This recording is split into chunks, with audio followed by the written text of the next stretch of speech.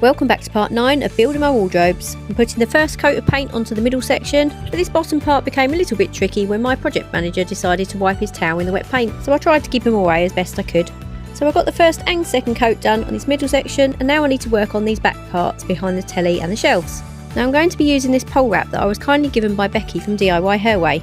I've got just enough left to cover the back shelves and behind the telly.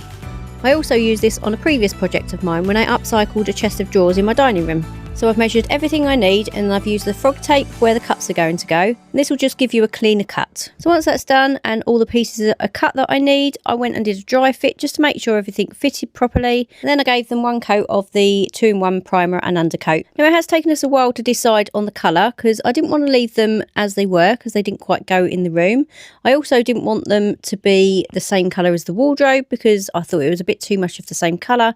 So we decided to go with the blue. Now this is the same blue that's on the opposite wall, as you can see here, although for some reason in this video it looks quite light, but it is actually quite dark, and you can see that much better here. So I'm just dry fitting everything just to make sure it still fits properly, and then I'm using a grip adhesive on the back in some little dots, and then just pushing each panel into place. Now this did take me some time. Now I find that the pole wrap does have a little bit of movement in it, but when you paint it, it does tend to be a little bit more solid.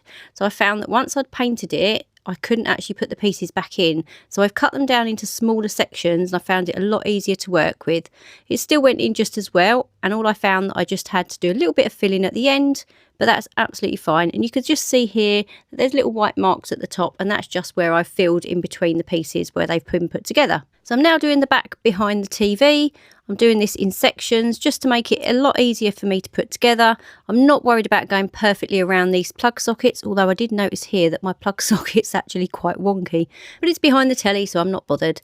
So once that was all dried, I went round and did a little bit of filling just to tidy everything up. I used the caulk to do this because it dried nice and quickly and it was easy to squeeze into any little gaps that I'd had. I then went round and did a coat of paint over all the caulking. Then I went over the whole thing and just did a final coat just to finish it all off. I've got a few little touch-ups to do around the edges, but nothing major. And now that's all finished, I can get on with the doors and drawers. So thank you so much for watching, and I'll see you on the next one.